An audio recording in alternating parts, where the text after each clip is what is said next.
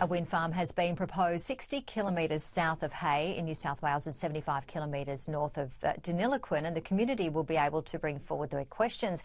Well, joining us live is National Senator Perrin Davey. Thank you so much for joining us, Senator. So it's called the Pottinger Wind Farm and you live near it, and I believe about 50 individual submissions have been put forward against the proposal. Talk us through it.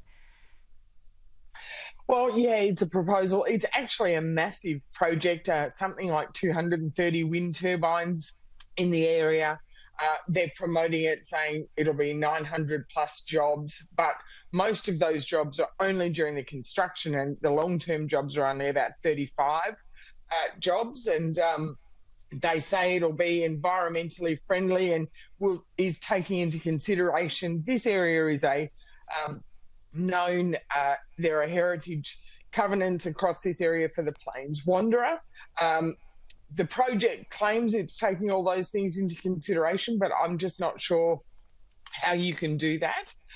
There are some people who are quite positive about the project and the prospects of the project, but there are also people who are very concerned.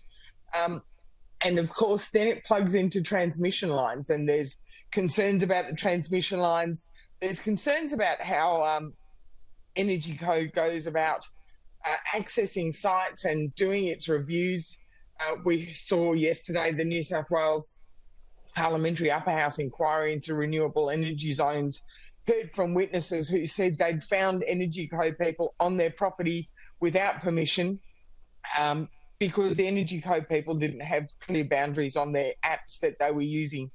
So there are concerns, and really, how environmentally friendly are these projects? They provide renewable power, but there's also tons and tons of concrete, aluminium, fiberglass. None of this stuff is recycled. People talk about nuclear waste when we talk about nuclear power, but no one's talking about how they actually decommission and get rid of the wind turbines. So there's a lot of concerns and a lot of questions that are just not being answered.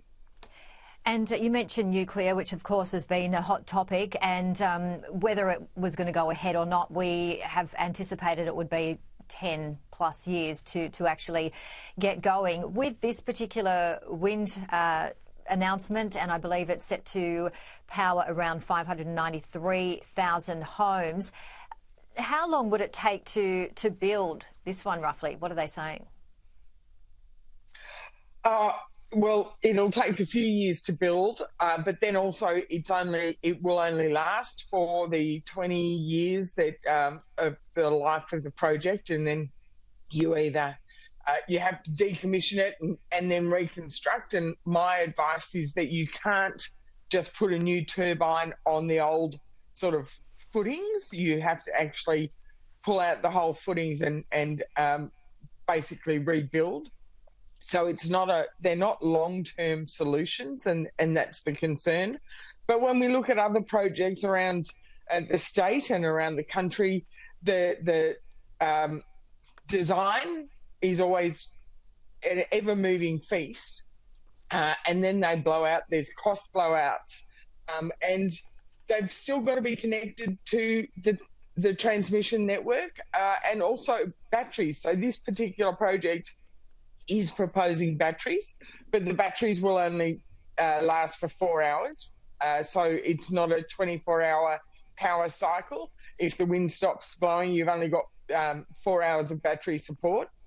So, people are asking me questions, and that's right. The one thing I will say about this project, though, is they are working with the two councils, the Hay Shire Council and the Edward River Council, and talking about a community benefit fund, which is a positive, because too often we've seen projects like this come into regional areas and they just put up their solar panels or their wind turbines. They don't pay rates. The farmer is paying the rates, and there's no extra rates paid by these companies, and they increase risk, but they do nothing for the community. So hopefully some of those community benefits funds they'll look at will go into things like support for the rural fire services or the SES and other things that will help the community. Yeah, we certainly need to be doing something to transition into a cleaner energy. But yeah, unfortunately, what we are hearing is not only what you've just said, but communities dividing with these sort of projects as well. Thank you so much, Per and Davey. Thank you.